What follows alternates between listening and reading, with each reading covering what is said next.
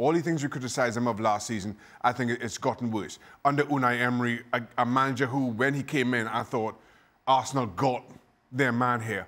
And all suggestions are exactly to the opposite. Listen, I know it's the players in the park making those mistakes, but this is common football sense. You have a team who started the season very poorly, bringing in a new manager. You know you're going to get, or you expect a little bit of a bounce.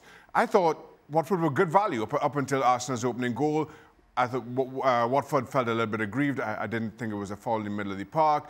But then it becomes all Arsenal, and they are cruising, and they go in at the break. And you know that coming out of the break, there's going to be a response. Yeah. You have to know that. So what do? You start playing the ball out of the back in your own box. You get away with it once, twice, and you keep doing the same things and just inviting Watford to put you under pressure. Then they get the goal, it's 2-1, and now you've got your backs to the wall. We've spoken about how spineless they are, how they have no leadership.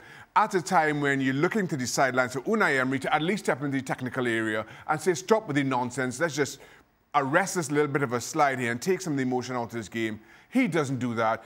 And in the end, Watford feel a little bit hard done by that they didn't get 3 points. Who takes the blame here, Steve, for today's performance? Unai Emery or the players? Listen, at the end of the day, it's generally, in my opinion, down to the players. You know, I don't think you could argue the changes that Unai Emery tried to make.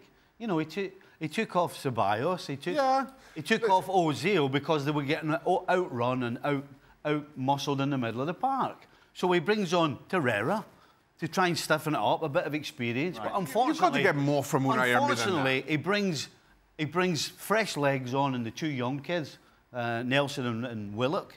But unfortunately, they don't have the experience, and they kept giving the ball away. Torreira was just too small to do it on his own against two giants, and Capu particularly. So, what can he do to change it, Shaka? Listen, not just that. No, to that point, Stevie, Watford's first goal comes 8 minutes into the second half.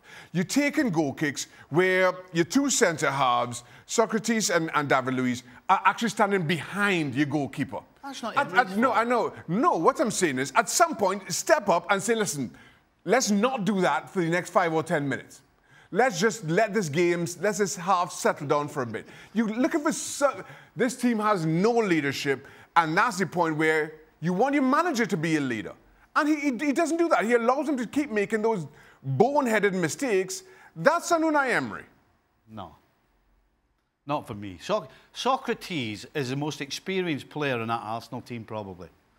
And you, at some stage as a coach, have to give some responsibility to the players, but particularly the experienced players. And if he's such a numbskull that he's trying to play a pass in his own box when there's somebody there, you can't put that on the coach.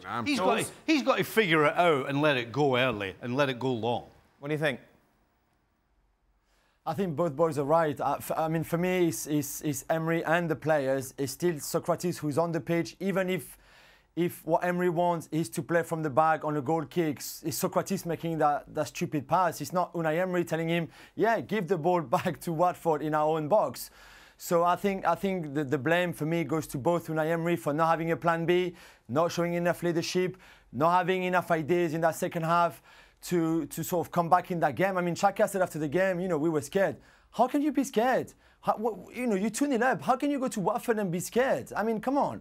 And the players have to take the blame, because if Emery doesn't give the right guidance in that second half, someone on that pitch who's playing has to say, do you know what? I don't care what Emery is saying or not saying. Right now, we're in trouble. We're inviting that pressure. We need to change something. We need to do something different. Let's play long. Every goal kick, let's play them long. Let's play in their own half, not in our own half. Stop inviting that pressure.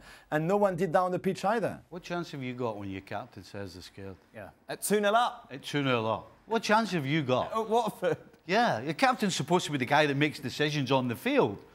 And he ends up standing on top of David Luiz. David Luiz should be telling him to get himself 15 yards up and close the ball down, and he doesn't say anything either. So where do they turn to when those two can't make a decision? Thanks so much for watching ESPN on YouTube. And for more sports highlights and analysis, be sure to download the ESPN app. And for premium content and live streaming, subscribe to ESPN+.